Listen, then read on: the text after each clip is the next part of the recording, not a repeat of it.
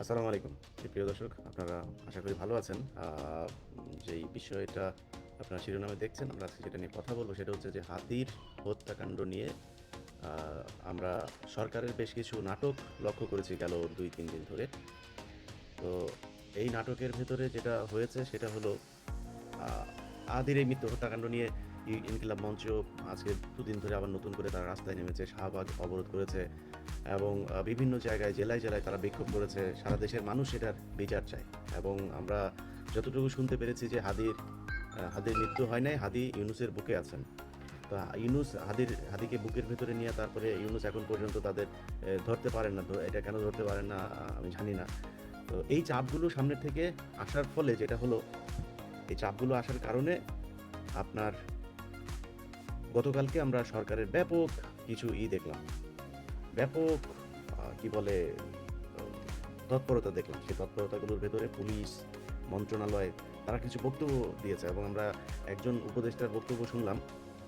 তার নাম হচ্ছে রেজওয়ানা হাসান। রেজওয়ানা হাসান তার বক্তব্যে বলেছেন যে আ তারা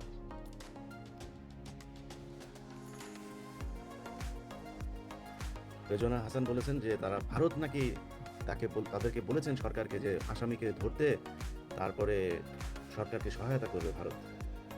মানে ভারতের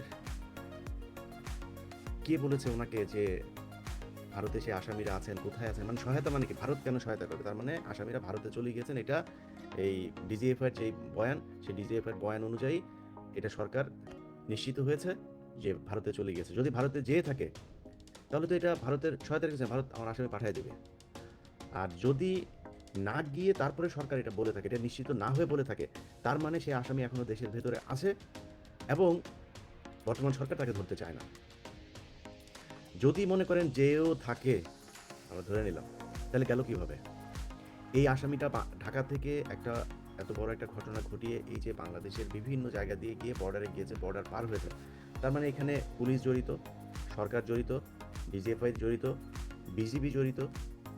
এরা সবাই জড়িত থেকে তারপরে তাকে হত্যা করা হয়েছে। অতএব এটার জন্য সরকার দায়ী। সরকারকে এর দায়ভার নিতে হবে। সরকার বসে, বসে সেখানে বিশাল সুন্দর, সুন্দর কথা বলবে। ওনাদের রেজওয়ানা সাহেবকে নাকি ওনাকে গালি দিলে নাকি উনার গায়ে খুব লাগে। আরে ভাই, আপনার চুরি করেন, আপনার গায়ে লাগে না। চুরি করা জিনিস আপনি পকেটে ঢুকান, আপনার গায়ে লাগে না। এই দেশটার একটা বিশাল সমস্যা আছে। ধরেন এই যে আমাদের দেশে কিছু মানুষকে ভারতীয় গোয়েন্দা সংস্থা ট্র্যাপে ফেলে। কিভাবে জানেন? তাদের ট্র্যাপে ফেলে যে মেয়েদেরকে দিয়ে। আচ্ছা, মেয়েদেরকে দিয়ে এটা যদি ধরা পড়ে তাহলে বিশাল সমস্যা। এই সমস্যা থেকে বের হয়ে আসতে হবে। ভাই, আপনি পলিটিক্স করেন, আপনি কোনো মেয়ের সাথে কিছু করেছেন, আমরা এটা স্বাভাবিকভাবে নিব। আপনি টেনশন করেন না। এই যে আমেরিকার ট্রাম্প, প্রেসিডেন্ট ট্রাম্প, তার নামে আপনার এখানে বিভিন্ন ভিডিও ইউটিউবে সার্চ দিবেন, আপনি ভিডিও আছে। এই যে যারা কিনা বাজে যেসব আপনার মানে নানান ধরনের এগুলি আপনারা দেখেছেন যে সেসব ফুটেজ-টুটেজ কি আছে ইউটিউবে সার্চ দিয়ে তাদের নানান ধরনের জায়গার মধ্যে হাত দিচ্ছেন। মানে প্রকাশ্যেই জানে যে এখানে একজনের গার্লফ্রেন্ড ছিল, আরেকজনের তার নামে এখানে মামলাও হয়েছিল এই বিষয়গুলো নিয়ে। তো সবাই জানে। সে কিন্তু প্রেসিডেন্টই আছেন। তা তার কি সে কি দুর্নীতি করেছে? সে কি এই দেশ বিক্রি করে দিয়েছে? সে কি কারো কাছে জিম্মি হতে হয়েছে? হতে হয় নাই। ভাই, আপনি যতটুকু এখানে কেউ হযরত ওমর হইতে আসেন নাই। হনও নাই। হযরত ওমর হয়ে কেউ এখানে ক্ষমতায় আসেন নাই। যতটুকু আপনার আছে, যতটুকু আপনার সামর্থ্য আছে, ততটুকু আপনি কাজে লাগান। আপনার যে সমস্যা আছে সেটা বলেন যে, "ভাই, আমি এতটুকু করি। এতটুকু খারাপ কাজ করি, এতটুকু আমার চরিত্র এইটুকু।" আপনার বিশাল কিছু হইতে বলে নাই। খালি দেশটারে বিক্রি করে দিয়েন না। মিনিমাম ন্যূনতম জায়গা পর্যন্ত থাকেন। বাকিটা নিজেরই করেন। এখন সবাই চায় কি? আমি হইলাম গিয়া বাংলাদেশের সবচাইতে সৎ মানুষ। আমার চাইতে সৎ আর কেউ নাই। আমি হইলাম গিয়ে ভাই, আমি আমার কথা বলি। আমি পৃথিবীর সবচেয়ে সৎ মানুষ না। আমি বিশাল আকারের ফেরেশতা না। আমার জীবনে আমি পাপ করি। আমার জীবনেও সমস্যা আছে। আমি অনেকবারই এই কথাটা বলেছি। আমি এখন মারা গেলে গ্যারান্টি দিয়ে আল্লাহর কাছে দাবি করতে পারব না যে আল্লাহ আমার বেহেশত দেন। এত ভালো কাজ করিনি। বাট চেষ্টা করেছি ভালো কাজ করার জন্য। কতটুকু করতে পেরেছি সেটা জানি না। আমরা যখন করি না, ধরেন একজন মানুষ ঘুষ খায়। কথা বলার সময় আমরা এমনভাবে বলি, ও হইলো গিয়া মানে পৃথিবীর একমাত্র জন্তু যে কিনা ঘুষ নিয়ে ধরা পড়েছে। মানে ধরা পড়ার পরে। এই ধরা পড়ার আগ পর্যন্ত ধরেন গ্রামে গেলে শুক্রবারে মসজিদের মধ্যে তার ইমামের পেছনে আলাদা জায়নামাজ রাখা হয়। তার জন্য বাড়িতে গেলে ইমামের পেছনে তার জন্য আলাদা, মানে সব ঘুষখোরদের জন্য গ্রামে আলাদা জায়গা রাখা হয়। ওই এলজিইডির ইঞ্জিনিয়ার, তারপরে পুলিশের এসপি, তারপরে সেনাবাহিনীর মেজর সাহেব, তারপরে আপনার ওই ডেস্কোর ইঞ্জিনিয়ার, এরকম সব চোরগুলো যেগুলো বড় বড় পয়সা আছে, এরপরে নামাজ হবে, নামাজ হওয়ার পরে খুতবা শেষ হওয়ার পরে তারপরে টাকা উঠাবে, হ্যাঁ ওই যে ইঞ্জিনিয়ার উনি সাহেব দিয়েছেন 1 লাখ টাকা, তুই বেটা বেতন পাস 60,000 টাকা, তুই 1 লাখ টাকা দিলি কোথেকে? তুই পুরো সব মিলায়া ঈদে বোনাস টোনাস সহ টাকা পাইছিস 1.5 লাখ, তুই 1 লাখ টাকা মসজিদে দিয়ে দিলি। তো সবাই জানে যে সে যে ঘুষ খায়, কিন্তু ওই যে ধরা পড়ে নাই সে ভালো মানুষ।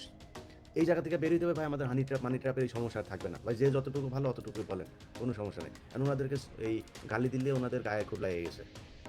ওনারা যে পুরো বিপ্লবটারে যে ধ্বংস করে দিল এটাতে কোনো সমস্যা নাই, চুরি করে বাটপারি করে লুটপাট সব কিছু করেছে গেল 1.5 বছরে, কোনো সমস্যা হয়নি।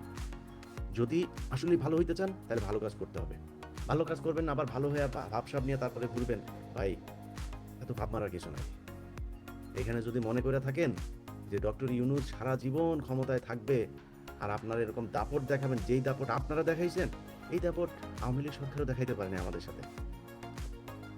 এই যে আজকে বিএনপি সামনে যদি ক্ষমতায় আসে বা জামাত যদি ক্ষমতায় আসে, তাহলে যেই সমস্যা ফেস করবে এটা আপনাদের জন্য ফেস করবে। আওয়ামী লীগের এই বিএনপি, জামাত, এনসিপি বা অন্যান্য কেউ যারা যারা এই দেশে চাঁদাবাজি করেছে, এই চাঁদাবাজির ক্ষেত্র তৈরি করে দিয়ে গিয়েছে এই ইউনূস সরকার। অতএব এটার জন্য তারা দায়ী। তারা এই গত 1.5 বছরের যে সময়টাতে তাদের যা করার কথা ছিল সেটা তারা করে নাই। ইভেন এখন হাদি মারা যাওয়ার পরে সারা দেশের মানুষ হাদির পক্ষে কথা বলছে।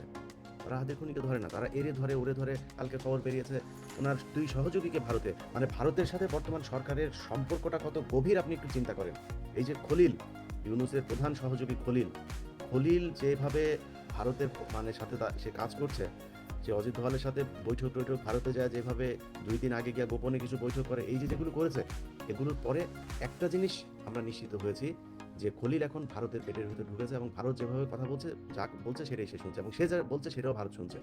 যেই কারণে ভারত ইউনূস সরকারকে বাঁচানোর জন্য তারা ওইখানে একটা নাটক করেছে যে 2 জনকে ধরা হয়েছে সহযোগী কিরে, যে মার্চে আমরা সবাই ভিডিও দেখেছি যে কে গুলি করেছে, তারে ধরতে হবে।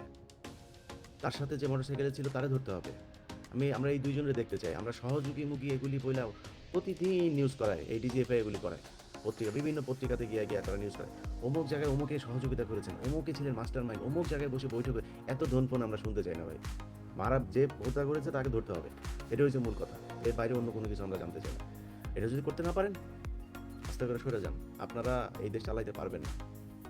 সুন্দর করে নির্বাচনটা দেন, আর নির্বাচনের আগে এইসব এই বাংলা এডিশন এগুলিরে বন্ধ টন্ধ করার এত বড় ঝুঁকির মধ্যে যায় না। সুন্দর করে বাংলা এডিশনের যা হয়েছে, যা করা গিয়েছে, তথ্য খালি নিচ্ছি, হ্যাঁ, কোন প্রতিষ্ঠান এই কয়দিনে অনুমোদন পেয়েছে, কি পেয়েছে। তো ছোট একটা দেখাই, কিছুক্ষণ আগে আসা একটা নথি দেখাই।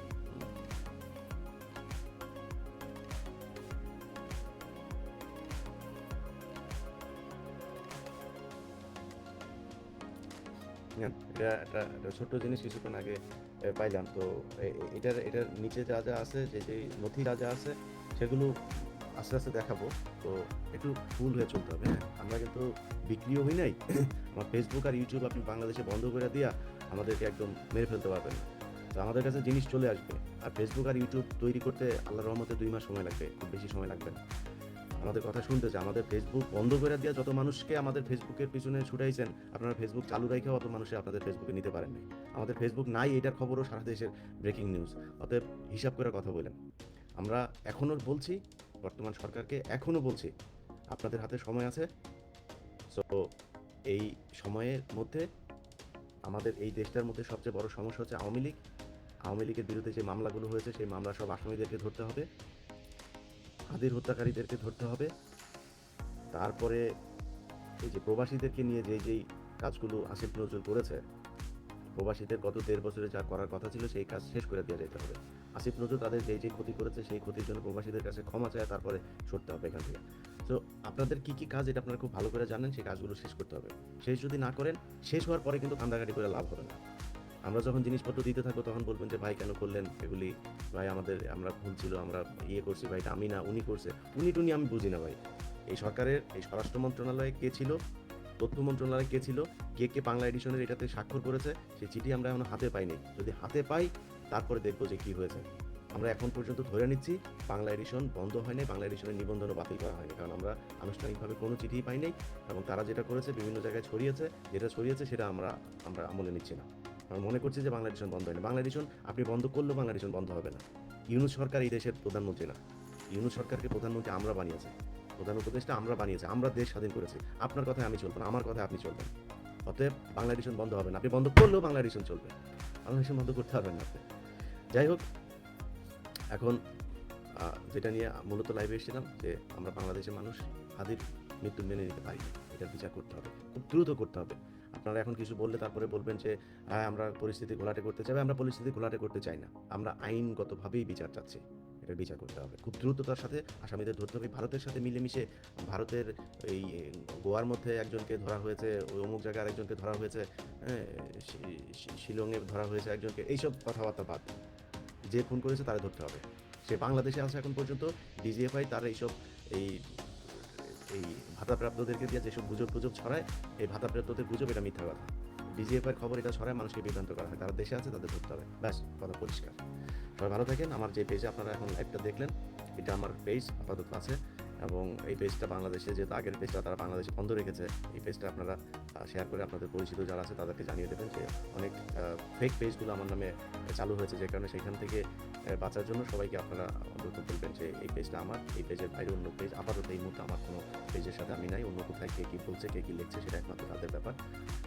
আর আগের যে পেজ ছিল সেই পেজটা আনার জন্য আমরা কাজ চালাচ্ছি। আমি জানি না সেটা শেষ পর্যন্ত কতটুকু কী হবে, আপাতত এখানে আছি। ভালো থাকবেন।